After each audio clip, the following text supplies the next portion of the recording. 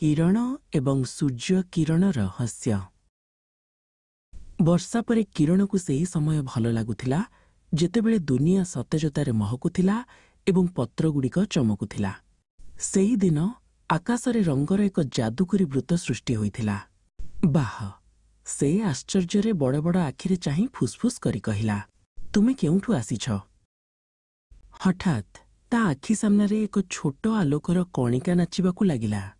से द्रुत गतिरे एपट सेपट हैला एवं तापरे ता नाक सामने आसी उष्मतार सहित चमकिबाकू लागिला। मु तुम कथा शुणी पारिली। एक छोट उज्ज्वल स्वर कहिला, मो ना रवि आउ मु सूर्यंकर एक किरण। किरण खिली खिली होई हसिला, तुमे कथा कहि पार, किंतु तुमे तो केवल धड़ा आलोक।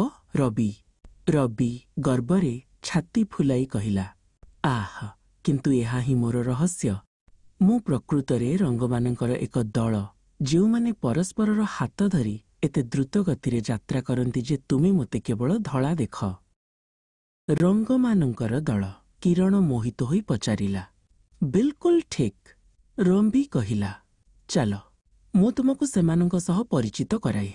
सर्वप्रथमे हेउची लाल। लाल शक्तिरे परिपूर्ण एवं सबुबेले आम धाड़ीरे सबा आगरे रहे। लाल पाखरे अछि हस्कुरा नारंगी। रवि कहिबा जारी रखिला, नारंगी को डेइबा को भल लागे एवं आमे जेउठिकी भी जाऊ से उष्मता एवं खुशीर अनुभव आनी थाए। तापरे आसे खुशमिजाज हलदिया, गरम दिनरे सूर्यमुखी परी उज्ज्वल।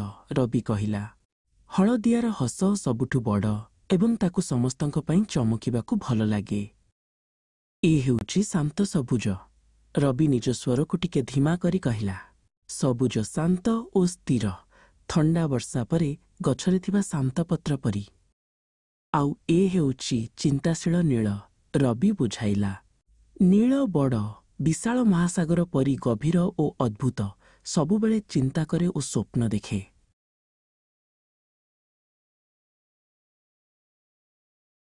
शेषरे आम धाड़ीर सभा शेषरे अछंती घननील ओ बाईगणी। रवि निज कथा संपूर्ण कला।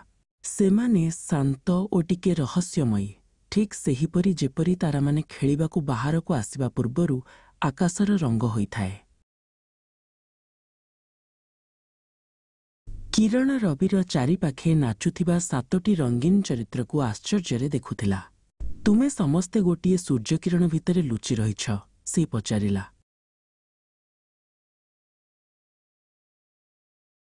हाँ, आमे अछु, रवि कहिला, किंतु तुमको यह देखाइबा पई जे आमे इंद्रधनु किपरि तैयारी करू। आमको जने बहुत खास सांगर साहाय्य दरकार। आमको गोटिए वर्षा बुंदा को भेटिबाकू पड़िबो।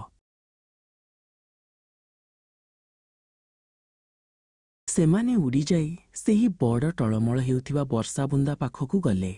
ए हेउची बुंदा, रवि कहिला। बुंदा जने प्राकृतिक जादूगर। एहार आकार आमर प्रकृत रंग देखाइबारे साहाय्य करिबा पई एकदम सठिक।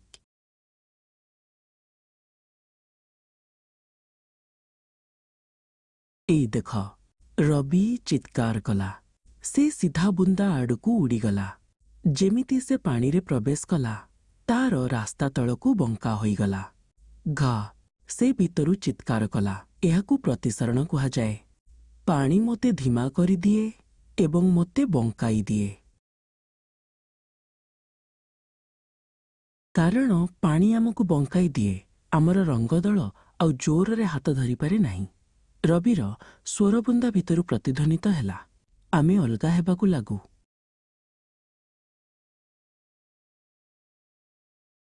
अलगा होइथिबा रंगगुड़िक पुणी वर्षा बुंदार पछभाग आड़कू गले। बाइंग, सेमाने समस्त भीतर कांथरु एपरि डेइले जेपरि ताहा एक छोट ट्राम्पोलिन। एहाकू प्रतिफलन कुहा जाए। रवि चित्कार कला। डेइबा परे रंगगुड़िक वर्षा बुंदारु बाहरिबा पई फेरी जाउथिले, किंतु एबे सेमाने एक सुंदर सुव्यवस्थित धाड़ीरे थिले। लाल सबा उपरे थिला एवं बाईगणी सबा तळे। आमे पुणी चलिलु। रविर स्वर आसिला, जेमिति प्रत्येक रंग वर्षा बुंदारु बाहरिला ताहा आउ थरे बंका हैला। ଏହି ଦ୍ୱିତୀୟ ବଙ୍କା ସେମାନଙ୍କୁ ଆଲୋକର ଏକ ପ୍ରଶସ୍ତ ସୁନ୍ଦର ବୃତ୍ତରେ ବିସ୍ତାର କରିଦେଲା।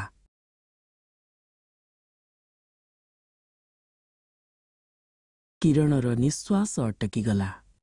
ଗୋଟିଏ ବର୍ଷା ବୁନ୍ଦାରୁ ଏକ ସୁନ୍ଦର ଛୋଟ ଇନ୍ଦ୍ରଧନୁ ବାହାରୁଥିଲା, ଯାହା ସିଧା ତା ଆଡ଼କୁ ଇସାରା କରୁଥିଲା। ଏହା ସୁନ୍ଦର, ସେ ଚିତ୍କାର କଲା।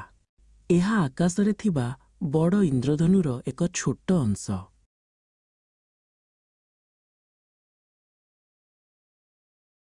ରବି ଦ୍ରୁତ ଗତିରେ ବାହାରକୁ ଆସିଲା ଏବଂ ପୁଣି ଏକ କିରଣରେ ପରିଣତ ହୋଇଗଲା। ଏବେ ଟିକେ ଭାବିଲ।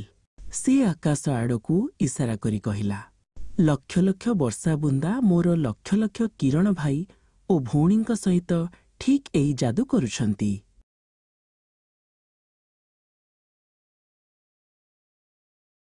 କିନ୍ତୁ ଗୋଟିଏ ବହୁତ ଗୁରୁତ୍ୱପୂର୍ଣ୍ଣ ନିୟମ ଅଛି, ରବି ବୁଝାଇଲା।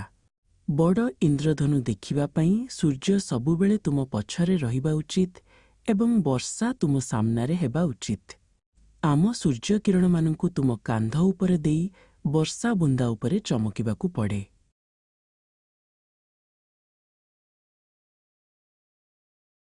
ସେହି ଲକ୍ଷ ଲକ୍ଷ ବର୍ଷା ବୁନ୍ଦାରୁ ଆସୁଥିବା ଆଲୋକ ତୁମ ଆଖିରେ ପହଞ୍ଚେ, ରବି କହିଲା। ଉପର ବୁନ୍ଦାରୁ ଲାଲ ଆଲୋକ ଏବଂ ତଳ ବୁନ୍ଦାରୁ ବାଇଗଣୀ ଆଲୋକ ସବୁ ମିଶି ସେହି ବିଶାଳ ରଙ୍ଗୀନ ବୃତ୍ତ ତିଆରି କରିବା ପାଇଁ ସମ୍ପୂର୍ଣ୍ଣ ଭାବେ ଧାଡ଼ିରେ ରହିଥାନ୍ତି, ଯାହାକୁ ତୁମେ ଦେଖ। ଆଉ କାରଣ ଆମେ ପ୍ରତ୍ୟେକ ବର୍ଷା ବୁନ୍ଦା ଭିତରେ ସବୁବେଳେ ଗୋଟିଏ ପ୍ରକାରରେ ବଙ୍କା ହେଉ ଓ ଡେଉଁ, ରବି କହିଲା। ରଙ୍ଗଗୁଡ଼ିକ ସବୁବେଳେ ଗୋଟିଏ କ୍ରମରେ ଥାଆନ୍ତି, ଲାଲ, ନାରଙ୍ଗୀ, ହଳଦିଆ, ସବୁଜ, ନୀଳ, ଘନନୀଳ ଓ ବାଇଗଣୀ।